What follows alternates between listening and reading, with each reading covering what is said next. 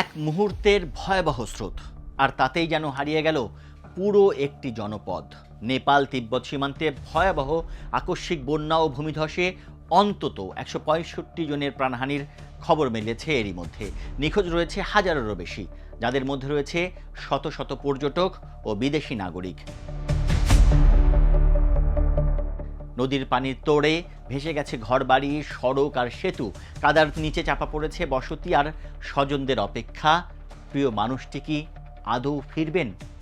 উদ্ধারে চলছে হেলিকপ্টার অভিযান, তবে দুর্গম পাহাড়ি এলাকা, বিচ্ছিন্ন যোগাযোগ আর নতুন করে বন্যার আশঙ্কায় উদ্ধার কাজও হয়ে উঠেছে বেশ কঠিন। নেপাল তিব্বত সীমান্তে ভয়াবহ আকস্মিক বন্যা ও ভূমিধসে মৃতের সংখ্যা বেড়ে দাঁড়িয়েছে 165 জনে। নেপালের সরকারি হিসেবে এখনও নিখোঁজ 826 জন, আর তিব্বতের নিখোঁজদের হিসাব যোগ করলে নেপাল ও চীন মিলিয়ে নিখোঁজের সংখ্যা প্রায় 1500 জন। তাদের মধ্যে 800 জন বিদেশি নাগরিক।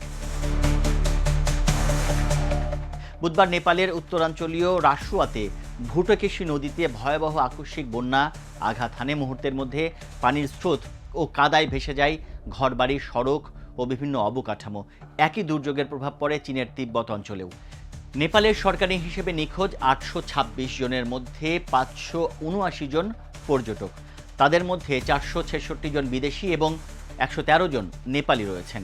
নিখোঁজদের মধ্যে 85 জন নিরাপত্তা কর্মীও রয়েছেন। এর মধ্যে নেপাল সেনাবাহিনীর 44 জন, পুলিশের 28 জন এবং সশস্ত্র পুলিশের 13 জন রয়েছেন। অন্যদিকে তিব্বতের গিরং কাউন্টিতে 559 জনের নিখোঁজ রয়েছেন বলে রয়টার্স জানিয়েছে। তাদের মধ্যে 260 জন বিদেশি নাগরিক। ফলে দুই দেশের সীমান্তবর্তী এলাকায় এখনও শত শত মানুষ নিখোঁজ।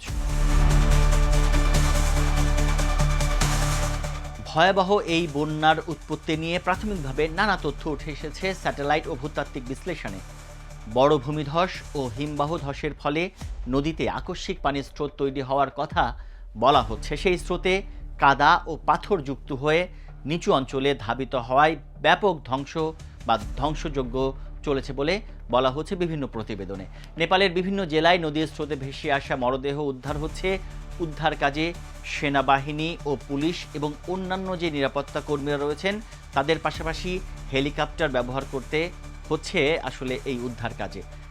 দুর্গম পাহাড়ি এলাকা ও ক্ষতিগ্রস্ত সড়ক ও যোগাযোগ ব্যবস্থার কারণে উদ্ধার অভিযান অত্যন্ত কঠিন হয়ে পড়েছে।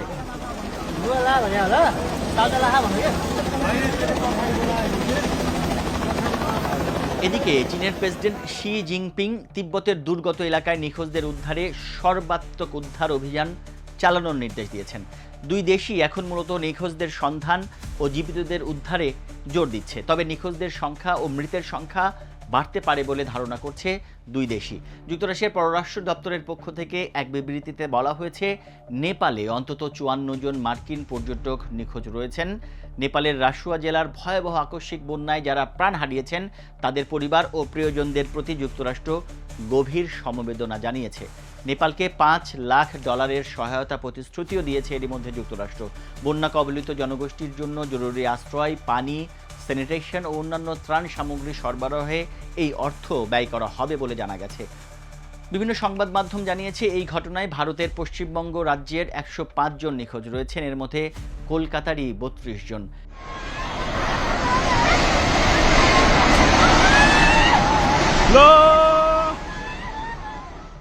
বিবৃতিতে আরও বলা হয়েছে, এখনও নিখোঁজ থাকা শত শত মানুষের মধ্যে 28 জন পুলিশ সদস্য রয়েছেন।